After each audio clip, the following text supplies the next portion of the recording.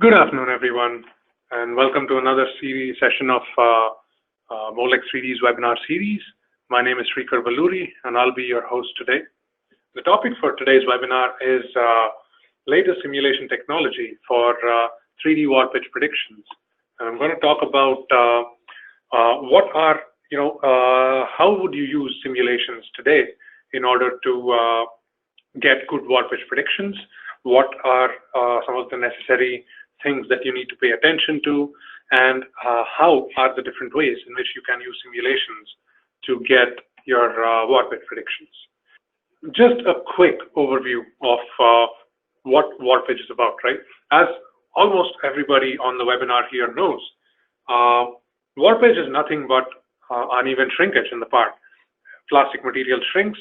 When it doesn't shrink uniformly all across the part in all directions, that's when you can have warpage. Now, the factors that could cause warpage can be, they can range from what kind of geometry you have, what kind of material you're using, whether it has fillers in them or not, like glass fillers, carbon fillers, what sort of processing conditions are you using, what is your process like. So all of these and other factors can affect warpage.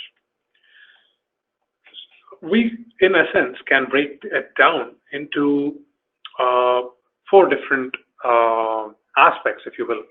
4 different broad categories. One is your part geometry, your dimensions, thickness variations, etc. The next is your mold design. How is your runner layouts? What's your gating like? What is your cooling channel layout like? What sort of inserts do you have, etc. In terms of the material, then, like I already mentioned, what sort of a material is it? Is it easy to flow? Does it freeze faster? What sort of fillers does it have? Is it crystalline amorphous? And of course, when it comes to processing, what are your temperatures like? What are your times like? What is your transfer point? What are your pressures like, etc. So multiple things can obviously affect warpage. So in such a scenario, when you're trying to simulate your warpage prediction, then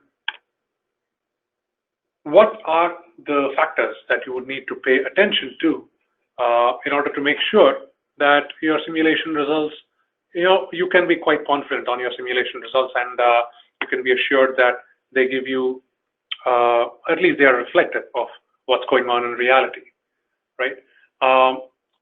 From, again, a broad, high-level perspective, the workflow itself is pretty simple, straightforward, right?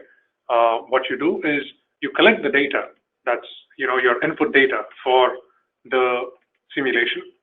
You set up your models, which we would categorize as pre-processing. In other words, you would do your meshing, you would assign your boundary conditions, you would assign the materials, processing conditions, etc.